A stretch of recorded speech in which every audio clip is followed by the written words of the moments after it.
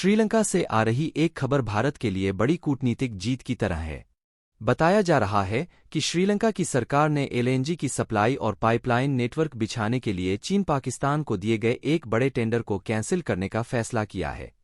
बताया गया है कि यह फैसला एलएनजी की खरीद के लिए अंतर्राष्ट्रीय टेंडर प्रोसेस के जरिए कंसोर्टियम को चुनने के बाद आया है। श्रीलंका की सरकार अब एक भारतीय कंपनी के प्रस्ताव पर विचार कर रही है। श्रीलंका ने चीन पाकिस्तान की कंपनियों के समूह को दिया एक एलएनजी प्रोजेक्ट वापस ले लिया है। अब ये भारतीय कंपनी को दिया जाएगा।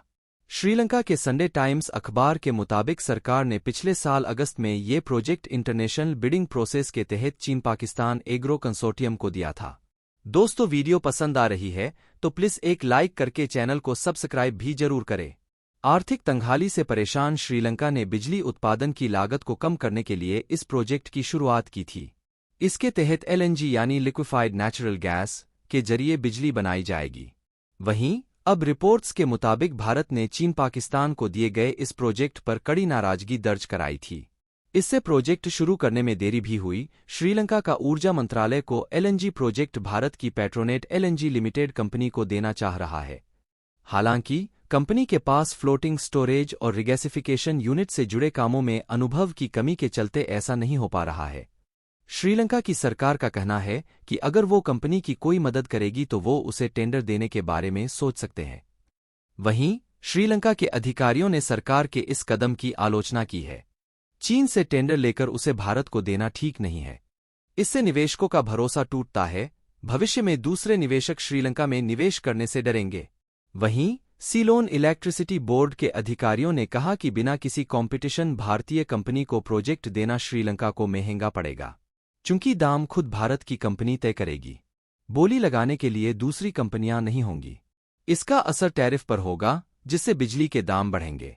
लोगों के लिए बिजली महंगी पड़ेगी। श्रीलंका के राष्ट्रपति रानिल विक्रमसिंघे पिछले महीने ही भारत आए थे। इसके बाद ही चीन से टेंडर लेकर भारत को देने का फैसला लिया गया है। दरअसल भारत और चीन के बीच साउथ एशियाई देशों के बीच असर बढ़ाने की लड़ाई है। चीन ने श्रीलंका में इंफ्रास्ट्रक्चर से जुड़े कई प्रोजेक्ट्स शुरू किए, लेकिन उसे कर्ज के जाल में भी फंसा लिया। श्रीलंका के कुल विदेशी कर्ज में चीन का हिस्सा सबसे ज्यादा है। हालात ये हो गए थे कि श्रीलंका को अपना हम्बनटोटा पोर्ट को 99 साल के लिए चीन को सौंपना पड़ा। अब श्रीलंका चीन के बुने कर्ज के जाल से निकलना चाहता है। इसके लिए वो भारत पर निर्भर है। वहीं भारत हिंद महासागर में चीन के असर को कम करने के लिए श्रीलंका की आर्थिक मदद कर रहा है। पिछले साल श्रीलंका में सिविल वॉर जैसे हालात बन गए थे और जनता ने राजपक्षे की सरकार को विद्रोह कर उखाड़ फेंका था। इसके बाद रानिल विक्रमसिंघे ने देश की कमान संभाली थी। दरअसल रानिल सिर्फ गोटबाया राजपक्षे का बचा हुआ टेन्योर पूरा करने तक ही राष्ट्रपति रहेंगे। यह कार्यकाल सितंबर 2024 तक है। भारत दौरे से पहले राष्ट्रपति रानिल विक्रमसिंघे ने कहा था कि श्रीलंका भारतीय रुपये का भी उतना ही इस्तेमाल होते देखना चाहता है जितना अमेरिकी डॉलर का होता है। उन्होंने कहा था, अगर रुपये का इस्तेमाल कॉमन करेंसी के रूप में होगा तो इससे हमें कोई ऐतराज नहीं है। हमें ये देखना पड़ेगा कि इसके बाद हमें क्या जरूरी बदलाव करने होंगे।